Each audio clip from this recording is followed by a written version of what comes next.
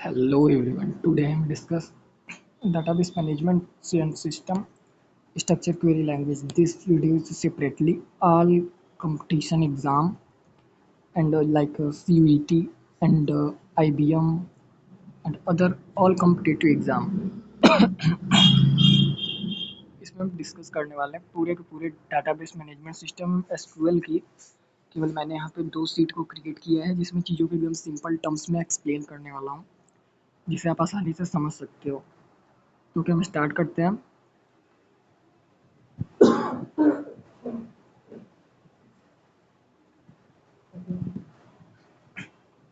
तो यहाँ पे सबसे पहले जो हमारा है database.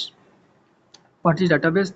DBMS stand for database management system and SQL stand for structure query language. And इस वीडियो को देखने के बाद कोई भी कंपटीशन वाले एग्जाम का आसानी से दे सकते हैं जिसमें आपका ये टॉपिक दोनों आते हैं डीबीएमएस एंड एसक्यूएल। इसमें सारे कंपोनेंट्स एंड की पॉइंट्स को हम ईजी वे में अंडरस्टैंड करने वाले हैं। ओके, स्टार्ट करते हैं। जो पहला हमारा है सबसे पहले समझ लेते हैं database.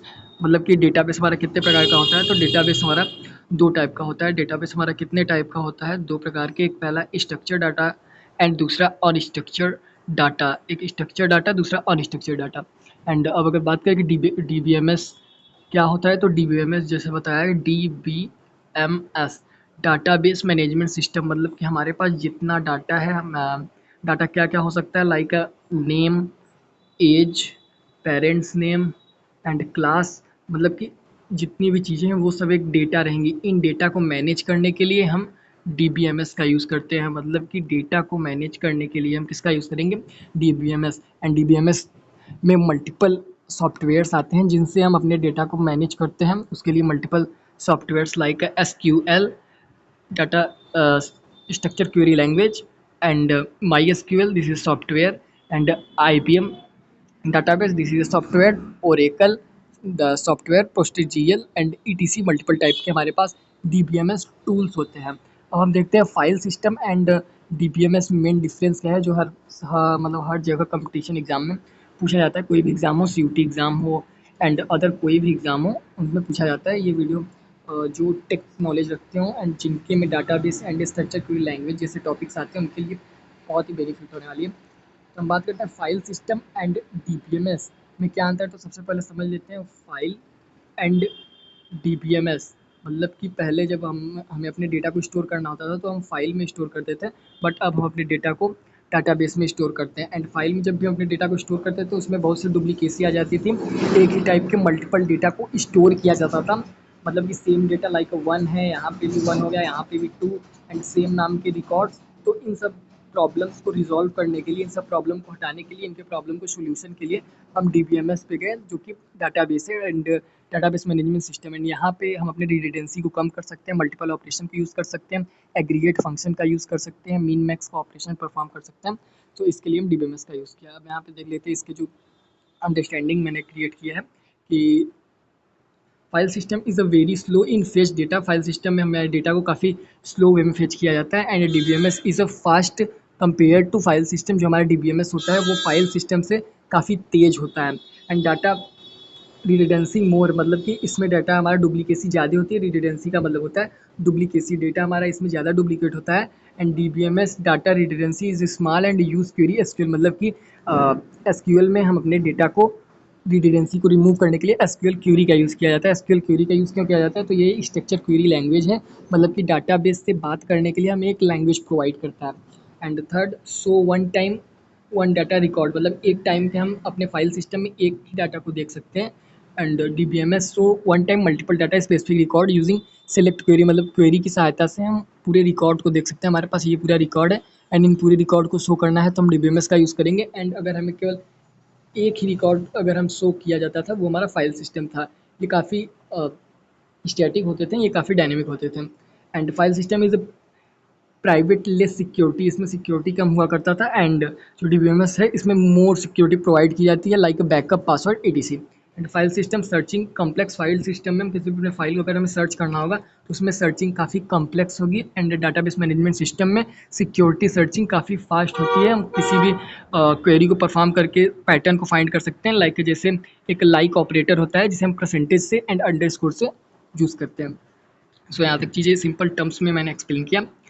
And next 2 tier and 3 tier architecture, ये दोनों स्कीमाज में हमारे आते हैं। 2 टियर 3 टियर आर्किटेक्चर मतलब कि हमारा डेटाबेस किस तरह से काम कर रहा है। एंड ये हमसे नहीं पूछा जाता कंपटीशन एग्जाम में कि ये कैसे काम करता है, बल्कि इनके जो की पॉइंट कॉन्सेप्ट्स हैं उन्हें समझ लेते हैं कि 2 टियर जो होता है वो एक ईजी सिस्टम होता है एंड 3 टियर हमारा कॉम्प्लेक्स सिस्टम होता है। 2 टियर में सिंपल मैनेजमेंट के लिए 2 टियर आर्किटेक्चर का यूज़ किया जाता है एंड कॉम्प्लेक्स मैनेजमेंट के लिए हम 3 टियर आर्किटेक्चर का यूज़ किया जाता है। एंड इसमें स्केबिलिटी पैटर्न को फाइंड किया जा सकता है, मतलब पैटर्न को फाइंड करना काफ़ी सिंपल होता है एंड इसमें कोई भी स्केबिलिटी नहीं होती है। एंड 2 टियर आर्किटेक्चर की अगर एग्जांपल की बात करें एंड किस तरह से इसका आर्किटेक्चर रहता है, तो सबसे ऊपर वाले लेयर में क्लाइंट रहेगा एंड नीचे वाले लेयर में सर्वर रहेगा एंड उसे डाउन एरो से दिखाया जाएगा लाइक टॉप डाउन अप्रोच की तरह। एंड 3 टियर आर्किटेक्चर में 3 लेयर्स होंगे, पहला client architecture and data application architecture, server architecture. इसे हम लेयर्स भी बोला जा सकता है। पहले क्लाइंट लेयर रहेगी, फिर उसके बाद डेटा एप्लीकेशन लेयर रहेगी, फिर सर्वर लेयर रहेगी। एंड यहाँ पे अब स्कीमा आर्किटेक्चर की बात करते हैं। स्कीमा क्या होता है, तो स्कीमा में मेन 3 हमारे लेयर्स होते हैं। कौन कौन से, तो पहला होता है हमारा व्यू लेवल, मतलब जो यूज़र देखता है उसे हम व्यू लेवल आर्किटेक्चर कहेंगे। एंड सेकंड कॉन्सेप्चुअल, मतलब जिसमें ऑल लॉजिकल ऑपरेशन परफॉर्म होगा, वो हमारा कॉन्सेप्चुअल स्कीमा होगा। एंड जो थर्ड है फिजिकल स्कीमा, मतलब हमारा रूट जहाँ से हमारा डेटाबेस स्टार्ट होगा, हार्डवेयर जो वाला जो पोजीशन होगा वो हमारा फिजिकल स्कीमा। एंड यहाँ पे हमारा डीबी होगा, डीबी लाइक डाटाबेस।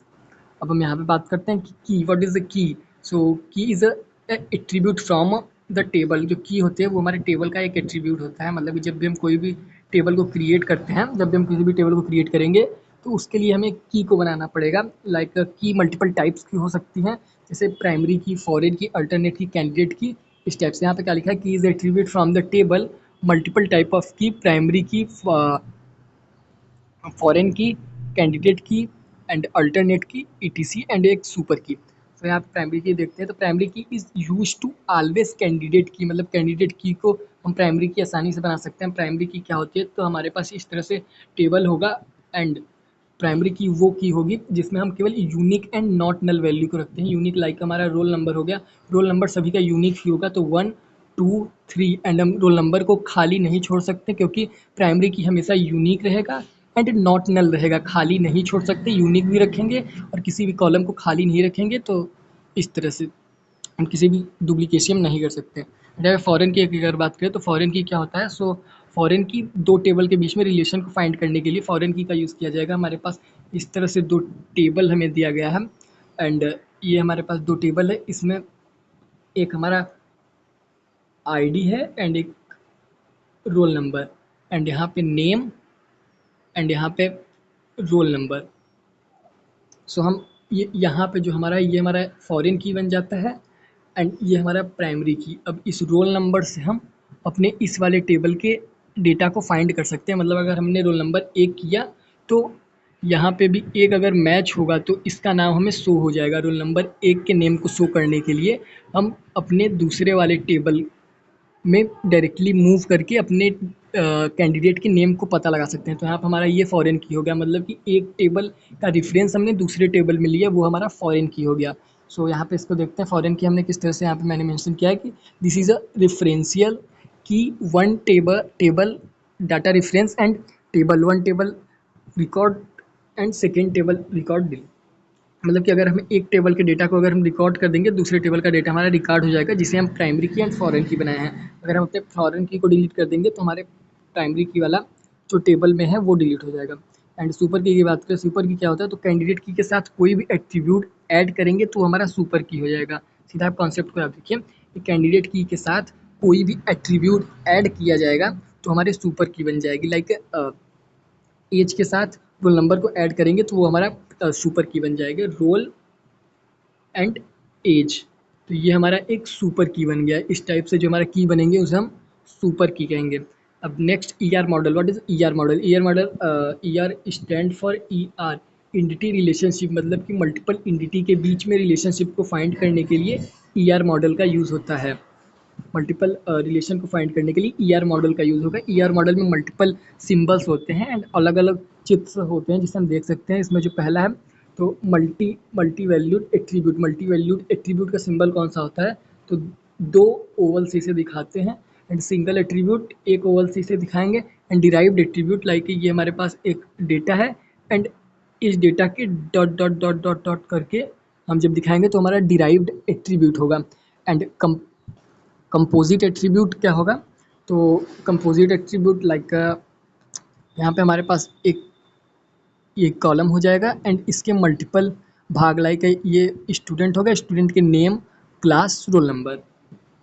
अब यहाँ पे हम अगर बात करते हैं तो की एट्रीब्यूट क्या होता है, तो की एट्रीब्यूट एक ओवल के अंदर अंडरलाइन बनी होगी वो हमारा की एट्रीब्यूट होगा। अब नॉर्मलाइजेशन की बात अगर करें तो normalisation is a technique to remove redundancy from a table. मतलब कि नॉर्मलाइजेशन का यूज़ तब किया जाएगा जब हमें अपने टेबल में से डुप्लीकेट्स कॉलम को रिमूव करना होगा, तो उसके लिए नॉर्मलाइजेशन का यूज़ किया जाएगा। जैसे कि यहाँ पे दो कॉलम मैंने क्रिएट करके रखा है, एक 1 2 3 मतलब कि 1 2 3 एंड राम राम नाम का यहाँ पे टेबल क्रिएट किया गया है। सो यहाँ पे एक में राम हमने लिखा है, दूसरे में भी राम लिखा है, तीसरे में भी राम लिखा है। So this is a wrong example. यहाँ पे इस तरह से 1 2 1, तो इसमें से नॉर्मलाइजेशन का अगर हम यूज़ करते हैं तो केवल ये वाला कॉलम आएगा, ये वाला कॉलम आएगा। इन दोनों कॉलम का यूज़ करके एक simple output 1 2, this is right answer in normalisation. Normalisation के मेन 5 नॉर्मल फॉर्म होते हैं। एनएफ का मतलब 5 नॉर्मल फॉर्म होता है। तो पहला जो होता है फर्स्ट नॉर्मल फॉर्म, इसमें मल्टी वैल्यूड एट्रीब्यूट होते हैं, मतलब कि इसमें मल्टी वैल्यू एट्रीब्यूट्स होंगे। एंड सेकेंड की अगर बात करें तो सेकेंड जो नॉर्मल फॉर्म होगा उसमें first normal form plus partial dependency होगी। एंड थर्ड नॉर्मल फॉर्म की अगर बात करें तो सेकेंड एंड ट्रांजिटिव डिपेंडेंसी होगी, ट्रांजिटिव डिपेंडेंसी होगी। ए बी के ऊपर डिपेंड होगा, बी सी के ऊपर डिपेंड होगा। And B C N F third plus L third normal form and L H S must break, मतलब कि एल एच एस वाला भी कंबाइंड होगा एंड सी एन एफ वाला भी कंबाइंड होगा। एंड फोर क्या है, B C N F plus no manipulation and dependencies. So यहाँ पे हम कोई भी डिपेंडेंसी नहीं मेजर करेगा। And fifth normal form lossless decomposition, fifth normal form में हमारा लॉसलेस डिकम्पोजिशन होगा। सो आप नॉर्मल फॉर्म वाला टॉपिक को छोड़ सकते हैं बट नॉर्मलाइजेशन वाले कॉन्सेप्ट को आप याद रख सकते हैं। एंड रिलेशनल अलजेब्रा की अगर बात करें तो रिलेशनल अलजेब्रा को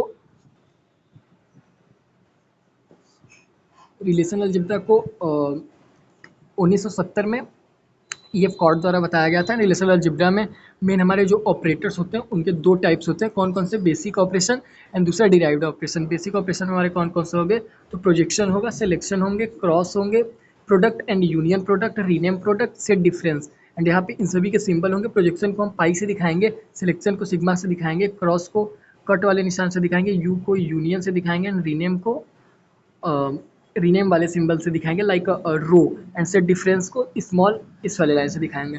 एंड इसमें अगर डिराइव पैटर्न की बात करें, डिराइव पैटर्न्स कौन कौन से होंगे, तो ज्वाइन होंगे जो दो टेबल को ऐड करने के लिए किया जाएगा। एंड इंटरसेक्ट मतलब कि जो दोनों चीज़ दो कॉमन होंगे उनको फाइंड करने के लिए। एंड डिवीजन की डिवीजन देने के लिए। एंड यहाँ पे सिंपल कॉन्सेप्ट को मैंने लिख दिया है कि लेफ्ट ज्वाइन क्या होता है, राइट ज्वाइन क्या होता है एंड फुल आउटर ज्वाइन क्या होगा। लेफ्ट ज्वाइन जो होगा उसमें inner join plus left table, inner join को करेंगे एंड लेफ्ट टेबल का यूज़ करेंगे। एंड राइट ज्वाइन जो होगा उसमें inner join plus right table को ऐड किया जाएगा। एंड फुल आउटर ज्वाइन क्या होगा, जिसमें inner join, left join and right join को भी ऐड किया जाएगा, उसे हम फुल आउटर ज्वाइन कहेंगे। एंड यहाँ पे अगर प्रोजेक्शन की बात करें, प्रोजेक्शन में क्या क्या ऑपरेशन होगा, तो projection only show data use. Projection अगर हमें किसी भी डेटा को शो कराना है, स्पेसिफिक डेटा को शो कराना है, तो वहाँ पे हम प्रोजेक्शन का यूज़ करेंगे। लाइक यहाँ पे प्रोजेक्शन का सिंबल लगा है, प्रोजेक्शन रोल नंबर, ये projection and roll number. And यहाँ पे हमने लिखा स्टूडेंट, तो स्टूडेंट वाला ऑल डेटा हमें, स्टूडेंट वाला जितना भी डेटा होगा वो हमें शो हो जाएगा। एंड नो शो डुप्लीकेट, मतलब प्रोजेक्शन का यूज़ हम तब करेंगे अगर हमारे पास कोई इस तरह से डेटा है, इस डेटा को हमें शो कराना है तो हमने प्रोजेक्शन का यूज़ किया तो ये डेटा हमारे पास शो हो गया। बट अगर इसमें कोई भी डुप्लीकेट वैल्यू होगा तो वो हमें शो नहीं होगा। जो प्रोजेक्शन का हमारा मेन बेनिफिट यही होता है कि हमारे पूरे डेटा रिकॉर्ड में से कोई भी डुप्लीकेट वैल्यू को शो नहीं करेगा, ऑल यूनिक वैल्यू को शो करेगा, वो हमारा प्रोजेक्शन ऑपरेशन होगा। एंड यहाँ पे सिलेक्शन ऑपरेशन को अगर देखा जाए, सिलेक्शन कंडीशन देने डेटा को शो करने, मतलब कि कंडीशन दे के अगर हमें डेटा को शो करना है कि जो हमारा डेटा होगा लाइक एक नंबर ग्रेटर देन रहेगा 2 से, तभी हमारा ऑल रिकॉर्ड को शो करो, तो उसमें हम सिलेक्शन का यूज़ करेंगे। सिलेक्शन के यहाँ पे ऑपरेशन की बात करें तो इसे किस तरह से हम शो कर सकते हैं, तो सबसे पहले हम यहाँ प्रोजेक्शन लगा देंगे, मतलब कि अगर हमें डेटा को फेच करना है तो प्रोजेक्शन लगा देंगे, प्रोजेक्शन, एंड यहाँ पे लिख देंगे रोल। प्रोजेक्शन रोल लिखने के बाद यहाँ पे हम सिलेक्शन वाले सिंबल को लगाएंगे एंड यहाँ पे लिख देंगे roll number equal to 5 and student. तो यहाँ पे क्या है कि हमने प्रोजेक्शन रोल नंबर लगाया एंड सेलेक्ट किया कि जो हमारा रोल नंबर 5 है स्टूडेंट टेबल में रोल नंबर 5 वाले को प्रिंट करो, स्टूडेंट वाले टेबल में रोल नंबर 5 वाले स्टूडेंट को प्रिंट करो, तो हमारे यहाँ पे ये सिलेक्शन ऑपरेशन परफॉर्म होगा। एंड क्रॉस क्या होगा, मतलब यहाँ पे मेंशन किया गया है कि जो हमने देखा था कि क्रॉस प्रोडक्ट क्या होता है, तो क्रॉस प्रोडक्ट हमारे डेटा में सबसे सिंपल जो हमारा ऑपरेशन होता है वो इस तरह से होता है कि क्रॉस हमारे पास दो ये टेबल्स बनी होंगी लाइक 1 2 1 एंड 2 1 2, एंड यहाँ पे एक और टेबल्स हम बना लेते हैं क्रॉस करने के लिए, और 2 2 1 एंड 3 4 5, एंड जब इन दोनों का क्रॉस करेंगे तो सबसे पहले इसका इसे लिखेंगे एंड फिर इसके बगल में इसे भी लिखा जाएगा एंड फिर इसे भी लिखा जाएगा, एंड जब फिर इसे लिखा जाएगा तो सबसे पहले इसे लिखेंगे और फिर इसको भी लिखेंगे। सो इस तरह से इसे समझ सकते हैं।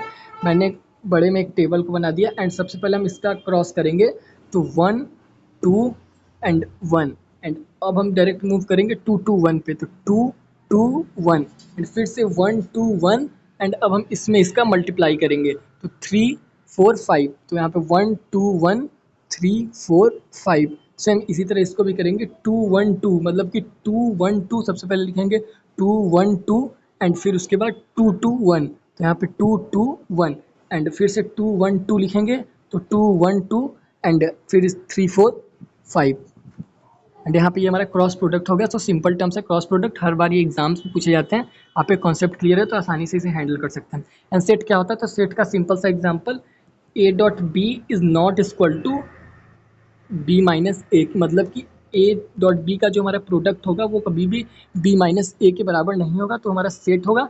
एंड यूनियन क्या होता है, जब हमारे पास कैरेक्टर बराबर होंगे तो ऑपरेशन परफॉर्म होगा, मतलब कि जब हमारे पास दोनों में सेम कैरेक्टर्स होंगे तो वहाँ पे हम यूनियन ऑपरेशन को अपने परफॉर्म करेंगे।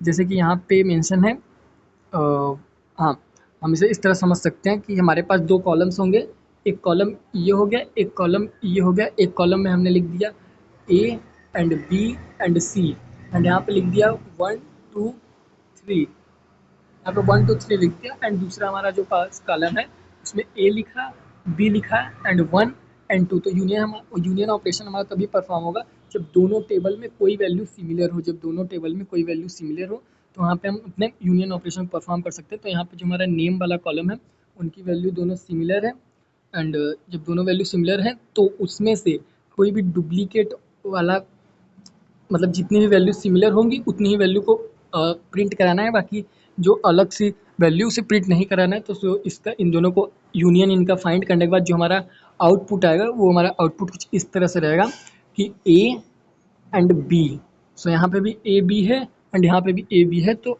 1 2 ये हमारा राइट आंसर होगा, ये हमारा यूनियन है।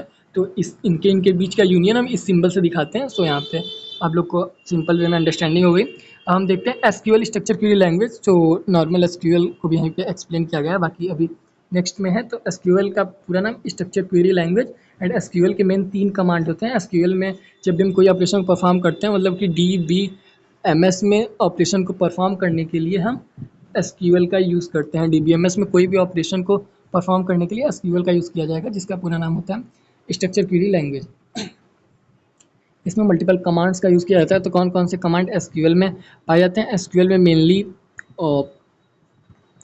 मेनली 4 तरह के कमांड पाए जाते हैं, या कभी कभी 5 भी कमांड हो सकते हैं, बट मेन जो DBMS एंड एसक्यूएल में कमांड्स है वो 4 होते हैं। पहला DDL and DML, DCL, TCL, data definition language, data manipulation language, data control language and transmit control language. And data definition language में भी मेन 4 तरह के हमारे कमांड्स आते हैं। कौन कौन से हो सकते हैं? तो पहला हमारा create and alter drop truncate, create alter drop truncate and एक रीनेम। एंड डाटा मैनिपुलेशन में जो आ जाएगा insert delete update, insert delete update, इतने कमांड आते हैं। हमारे डाटा कंट्रोल में जो आएंगे वो होंगे grant and revoke. And transmit control में हमारा होता है roll back and other command. So इतना अगर आपको याद है तो चीज़ें काफ़ी सिंपल होंगी।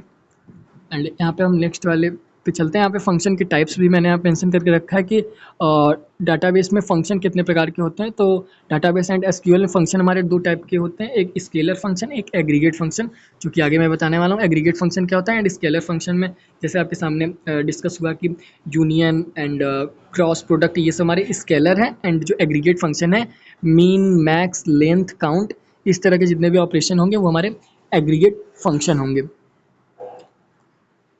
सो यहाँ पे हमने केवल 2 पेज को ही मेंशन किया जिसमें ऑल चीज़ों को कवर्ड कर दिया गया है।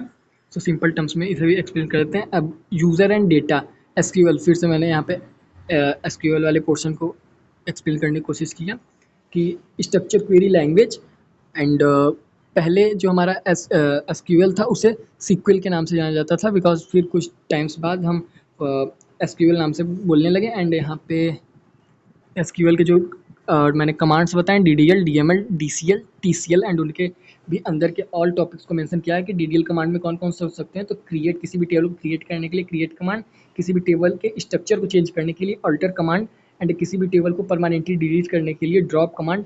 एंड हमारे पास टेबल रहेगा, टेबल के पूरे डेटा को डिलीट करके उसके ऊपर की हेडिंग बचा रहने के लिए ट्रंकेट। एंड रीनेम, हमारे टेबल को रीनेम करने के लिए हम डाटा डिफिनीशन लैंग्वेज का यूज़ करते हैं। एंड डीएमएल कमांड की अगर बात करें तो डीएमएल कमांड में मेन 4 होते हैं, select, insert, update, delete. Data को सिलेक्ट करके ऑपरेशन परफॉर्म करने के लिए, डेटा को इंसर्ट करने के लिए, एंड हमारे जो टेबल होगा उसमें अपडेशन करने के लिए, एंड टेबल में स्पेसिफिक रोज एंड कॉलम्स को डिलीट करने के लिए हम डिलीट का यूज़ करते हैं। एंड डीसीएल क्या है? Data control language. तो यहाँ पे ग्रांट रिवोक, मतलब कोई भी डेटा हमारा इंटर कर सकता है एंड रिवोक कर सकता है। मतलब कि अगर हमारा मोबाइल नंबर है तो उसमें ग्रांट का ऑपरेशन परफॉर्म कर देंगे कि जो मोबाइल नंबर होगा वो केवल 10 नंबर्स का ही होगा। एंड रिवोक कर देंगे कि 10 नंबर से ज़्यादा हमारा कोई भी डेटा नहीं होगा। And transmit control, overall operation को कंट्रोल करने के लिए ट्रांसमिट कंट्रोल का यूज़ करेंगे, एक कमिट का यूज़ करेंगे एंड रोल बैक का, शिप पॉइंट का। एंड यहाँ पे पाइथन स्लाइसिंग का भी क्वेश्चन को मैंने मेंशन कर दिया है कि जब भी हम पाइथन को स्लाइस करेंगे तो उसकी जो इंडेक्सिंग होगी उसे हमेशा 0 से करेंगे, 0 1 2 3 4 5 6, मतलब जिसे पाइथन पता होगा उसको पता होगा मैं किस बारे में बात कर रहा हूँ। सो जो केवल डाटाबेस एंड एसक्यूएल के बेस पे इस वीडियो को देख रहा है so please skip this topic. And slicing is always starting in 0th position, मतलब कि स्लाइसिंग जो हमारी होती है पाइथन एंड इंडेक्सिंग में वो हमेशा 0 पोजीशन पे होते हैं, कभी भी 1 पोजीशन से स्लाइसिंग नहीं परफॉर्म होता। एंड यहाँ पे अल्टर का अगर बात करें तो सिंपल टर्म्स में change your database structure like add column modify name, मतलब कि हमारे जब डेटाबेस है ये हमारे पास एक टेबल है एंड इसमें हमें ये वाला जो हेडिंग है इसमें हमने नेम लिखा था, इस वाले हेडिंग को नेम को बदल कर हमें फादर नेम लिखना है तो उसके लिए हम अल्टर का यूज़ करेंगे। कौन से ऑपरेशन का यूज़ करेंगे? अल्टर का यूज़ करेंगे। So you table alter table employ, मतलब किस तरह से इसकी क्वेरी लिखी जाती है। तो यहाँ पे अल्टर टेबल एम्प्लॉय, मतलब अल्टर लिखेंगे, टेबल लिखने के बाद अपने टेबल का नेम लिखेंगे एम्प्लॉय। एंड जहाँ पे हमने ऐड लिखा है, जहाँ पे हमने ऐड लिखा है उसे, ये हमारा ऑपरेशन है, ये ऐड मतलब ऑपरेशन है कि हमें एड्रेस वैरकर करना है, एड्रेस को वैरकर करना है, मतलब कि alert table employ add address varchar. And यहाँ पे अगर अपडेट की बात करते हैं तो change data is a your table, मतलब कि अपने डेटा को अपडेट करने के लिए हम यहाँ पे अपडेट ऑपरेशन का परफॉर्म करेंगे। लाइक कैसे कि हम सबसे पहले लिखेंगे अपडेट एम्प्लॉय एंड यहाँ पे सेट लगाएंगे सैलरी, अपडेट एम्प्लॉय, अपडेट हमारा ऑपरेशन हो गया, एम्प्लॉय हमारा टेबल हो गया, एंड सेट जिस पे हमें ऑपरेशन परफॉर्म करना है, हमें सैलरी पे ऑपरेशन परफॉर्म करना है कि 65,000 पहले वो जो एम्प्लॉय की सैलरी होगी वो 10,000 मान लो होगी। एंड अब उस सैलरी को हमें 65,000 करना है। वेयर नेम डेनियल, मतलब कि डेनियल नाम वाले व्यक्ति के ऊपर हमने कंडीशन लगा के उसकी सैलरी को 65,000 कर लिया जो एम्प्लॉय टेबल का भाग है। तो यहाँ पे हम बात करते हैं डिलीट एंड ड्रॉप में क्या अंतर है। तो डिलीट जो होता है स्पेसिफिक एंड मैन्युअली डिलीट करने के लिए हम डिलीट ऑपरेशन का परफॉर्म करते हैं। एंड ड्रॉप ऑपरेशन क्या होता है, तो डिलीट कंप्लीट परमानेंट डिलीट, मतलब हमारे पास ये टेबल बना रहेगा एंड मान लीजिए ये हमारे पास डेटाबेस बना रहेगा एंड ये हमारे पास कोई एक और टेबल बना है एंड इसे अगर हमें पूरा डिलीट करना है तो उसके लिए हम ड्रॉप का यूज़ कर लेंगे परमानेंट डिलीट करने के लिए, जो फिर वापस नहीं आ सकता। बट अगर हम डिलीट का यूज़ करते हैं स्पेसिफिक रो एंड कॉलम को डिलीट करने के लिए, तो वहाँ पे हम इस वाले डिलीट का यूज़ करेंगे। And delete from student where roll number, मतलब डिलीट की क्वेरी को किस तरह लिखा जाता है, तो डिलीट लिखेंगे एंड फ्रॉम स्टूडेंट मतलब डिलीट करो स्टूडेंट वाले टेबल को जिसका रोल नंबर 10 है 12 है ऐसे। एंड अगर हमें पूरे टेबल को डिलीट करना है तो लिखेंगे ड्रॉप टेबल, टेबल का name drop table student, student जो हमारा है वो टेबल का नेम है। एंड इस डिलीट वाले क्वेरी को इस तरह भी लिखा जा सकता है कि delete from employ where employ ID 1, मतलब एम्प्लॉय आईडी वाले जो हमारा रो है वो डिलीट हो जाएगा। एंड यहाँ पे ट्रंकेट कमांड का अगर बात करते हैं, ट्रंकेट क्या है, तो ट्रंकेट हमारे पास इस तरह से एक स्ट्रक्चर बचा रहेगा एंड इसमें ऑल रिकॉर्ड मेंशन रहेंगे 1 2 3 एंड इन सभी के नेम, इन सभी के एज। एंड यहाँ पे लिखा रहेगा serial number and name and age. तो ऑल इसके अंदर वाले ऑल रिकॉर्ड को डिलीट करने के लिए हम ट्रंकेट का यूज़ करेंगे। ऊपर वाले जितने भी रिकॉर्ड होंगे एंड ऊपर वाली जितने भी हेडिंग होगी वो सब बच जाएंगी, उसके लिए ट्रंकेट ऑपरेशन का परफॉर्म किया जाएगा। And delete all record between your table but save your table structure through like this and this table all data deal truncate table students. और सिंपल क्वेरी बस ओनली लिखना है ट्रंकेट टेबल, टेबल का name truncate table, table का name, table का name क्या है student. Constant in SQL, constant restriction and condition लगा के कोई भी ऑपरेशन को परफॉर्म करना कंस्टेंट कहलाता है, मतलब multiple operation, numerical operation, mathematical operation, statistical operation perform करने के बाद कोई भी डेटा को फेच करना है एंड उसमें से चीज़ों को फेच करना कंस्टेंट इन एसक्यूएल कहलाया जाएगा। एसक्यूएल का पूरा नाम structure query language. And constant कौन कौन से हो सकते हैं, तो कंस्टेंट मल्टीपल टाइप्स के हो सकते हैं, जैसे unique constant and not null constant, primary constant and check constant and foreign key. Foreign key वाला कॉन्सेप्ट हमने समझ लिया। And primary constant like primary key and check constant check करने के लिए कि हमारा प्राइमरी की है, फॉरेन की है, नंबर बड़ा है कि छोटा है। एंड यूनिक कंस्टेंट चेक करने के लिए कि कोई भी हमारा जो कॉलम है वो डुप्लीकेट तो नहीं है, बट नॉट नल इसमें हो सकता है। यूनिक कंस्टेंट जो होता है उसमें नॉट नल हो सकता है एंड प्राइमरी में नॉट नल नहीं हो सकता। एंड नॉट नल क्या होता है कि हमारे पास कोई भी टेबल होगा उसमें कोई भी वैल्यू को खाली छोड़ सकते हैं, वो हमारी नॉट नल हो जाती है। अगर हमसे पूछा जाए कि ये वाली टेबल नॉट नल है तो बोलेंगे यस ये हमारी नॉट नल है एंड ये टेबल हमारा नॉट नल नहीं है, इसमें वैल्यू को इंसर्ट किया गया है। एंड यहाँ पे unique and select max salary, so max salary. And यहाँ पे एक क्वेश्चन है कि सिलेक्ट मैक्स सैलरी सो मैक्स सैलरी, मतलब कि अगर हमें किसी भी हमारे पास टेबल है उसमें सबसे बड़ी सैलरी को शो कराना है तो उसके लिए हम इस क्वेरी का यूज़ करेंगे कि हमारे पास एक ये टेबल होगा एंड इसमें मल्टीपल कोई 10,000 सैलरी है, किसी की 20,000 सैलरी है, किसी की 30,000 सैलरी है एंड इन सैलरी में से सबसे बड़े सैलरी को फेच करना है, बताना है सबसे मैक्स सैलरी कौन सी है। तो उसके लिए हम इस क्वेरी का यूज़ करेंगे। सबसे पहले लिखेंगे select max, max is aggregate function जो कि अभी नेक्स्ट में एक्सप्लेन होगा। सिलेक्ट मैक्स एंड सैलरी, मतलब कि सिलेक्ट करो मैक्स वाले को, सैलरी सैलरी वाले टेबल में से, सैलरी वाले कॉलम में से सबसे बड़ी वैल्यू को सिलेक्ट करके शो कराओ, जो कि हमारे एम्प्लॉय टेबल में है। एम्प्लॉय टेबल में से सैलरी वाले कॉलम को सिलेक्ट करके उन्हें शो कराना हमारा मैक्स परफॉर्म होगा। जो सबसे बड़ी सैलरी की अमाउंट होगी वो हमारा शो हो जाएगा। एंड ज्वाइन की अगर बात करें तो join two table and more, मतलब कि ज्वाइन जो होगा हमारे पास इस तरह से ये दो टेबल है एंड ज्वाइन हमारे पास इस तरह से दो टेबल है, इन दोनों टेबल को ऐड करने के लिए हम किसका यूज़ करेंगे, ज्वाइन का यूज़ करेंगे। ज्वाइन में हमारा मेन जो इंपॉर्टेंट है इनर ज्वाइन है and left join and right join, full outer join. Inner join जो होगा इन दोनों में जो चीज़ें आपस में मिल रही होंगी वो हमारा इनर ज्वाइन हो जाएगा। एंड लेफ्ट ज्वाइन की अगर बात करें तो inner join plus left join को ऐड करके हमारा लेफ्ट ज्वाइन होगा and inner join plus right join को ऐड करके हमारा लेफ्ट राइट ज्वाइन होगा एंड फुल आउटर ज्वाइन, मतलब combination of all joins now as a full outer joins. अब एग्रीगेट फंक्शन की बात करें तो एग्रीगेट फंक्शन हमारा क्या होगा, यहाँ पे नेचुरल ज्वाइन की अगर क्वेरी की अगर बात करें तो नेचुरल ज्वाइन को हम इस तरह लिख सकते हैं कि सेलेक्ट एम्प्लॉय का name from and employee natural join department. And यहाँ पे ये क्वेरी एग्जांपल मेरे पास है नहीं सो मैं इसे एक्सप्लेन नहीं कर रहा। एंड बट इंपॉर्टेंट है, आप लोग please natural join equi join को प्लीज़ अपने कहीं से भी देख सकते हैं। तो जो select employee name from equi join depth, मतलब कि हमारे पास दो टेबल में से जो चीज़ें सेम होगी, वहाँ पे इक्विजॉइन का ऑपरेशन परफॉर्म होगा। And main important aggregate function, what is aggregate function? Aggregate function like Excel formula sum average etc, this is a aggregate function. And aggregate function में सभी हम फॉर्मूलेस का यूज़ करते हैं एंड कुछ keywords का use करते हैं जो कि सभी जगह यूज़ होते हैं, लाइक पाइथन में भी यूज़ होगा, स्टैटिक्स में भी यूज़ होगा एंड एक्सेल में भी यूज़ मैक्सिमम होता है। तो यहाँ पे अगर हम बात कर लेते हैं, पहला जो हमारा सम मतलब कि ऑल ऑपरेशन करके सम को फाइंड करने के लिए हमारे पास मल्टीपल इस तरह से टेबल है एंड इसमें से जो भी चीज़ें लिखी होंगी 10, 20, 30 इन सभी को ऐड करके इनके आंसर को फाइंड करना हमारा सम कहलाया जाएगा।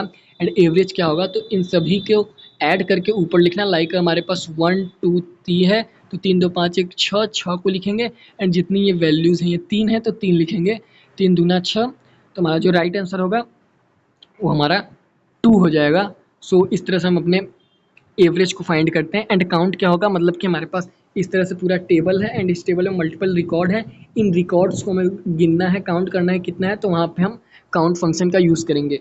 एंड मैक्स फंक्शन क्या है तो मैंने बता दिया, मैक्स सबसे बड़ी वैल्यू को फाइंड करने के लिए मैक्स का यूज़ किया जाएगा।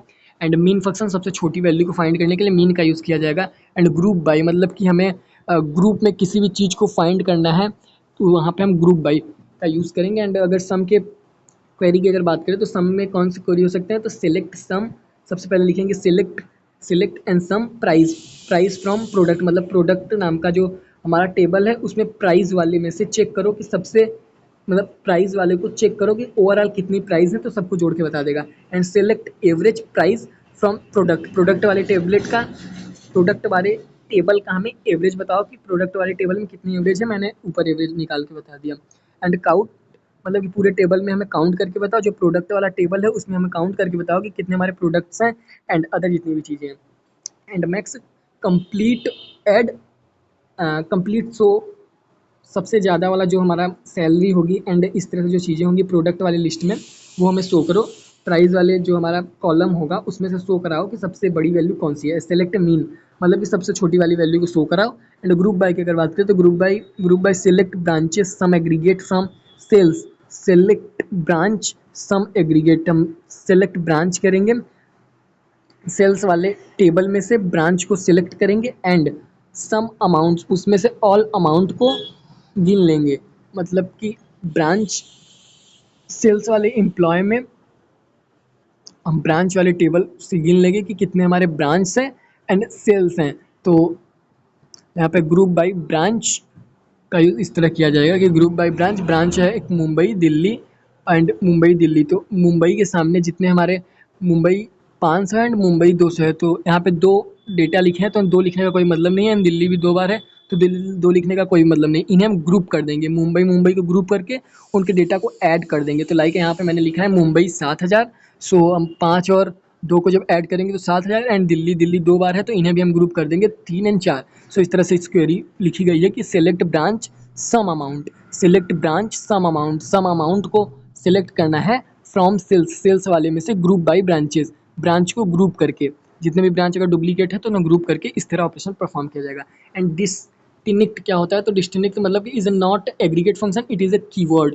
हमारा डिस्टिंक्ट होता है, ये हमारा एग्रीगेट फंक्शन नहीं होता, ये हमारा एक कीवर्ड होता है जो कि इस तरह समझ सकते हैं कि to remove duplicate row from your result, मतलब कि हमारे पास इस तरह से काफ़ी बड़े अमाउंट में रिजल्ट मिला है, इसमें से डुप्लीकेट चीज़ों को हटाने के लिए हम डिस्टिंक्ट ऑपरेशन का परफॉर्म करेंगे जो कि हमारा एक एग्रीगेट फंक्शन नहीं है। It also used so count the example select count district का कंट्री फ्रॉम विजिटर, मतलब कि हमारे पास इस तरह से एक सिंपल एग्जाम्पल है, ये हमारा यहाँ पे एग्जाम्पल है एक 1, 2, 3, 4, 5 एंड यहाँ पे हमने लिखा एक India, USA, India, UK, India. यहाँ पे इंडिया कितनी बार आया, इंडिया हमारा यहाँ पे 3 बार आएगा, एक इंडिया, 2 इंडिया, 3 इंडिया। अब यहाँ पे इंडिया 3 बार आया है तो इस इंडिया वाले को हम केवल एक ही बार लिखेंगे, बाकी जितने अदर्स हमारे देश हैं, यूएसए है एंड यूके है, इनको एक ही बार लिखा जाएगा। लाइक इस तरह से हमारा इसका आउटपुट आएगा India and USA and UK. So यहाँ पे हमारा जो डाटाबेस एंड क्वेरी के ऑल कॉन्सेप्ट को मैंने सिंपल टर्म्स में एक्सप्लेन किया। एंड अगर इतना भी इनफ आप लोग को डेटाबेस एंड चीज़ें आपको अंडरस्टैंड है तो आप सिंपल टर्म्स में चीज़ों को हैंडल कर सकते हैं। So thanks for watching this video, thank you.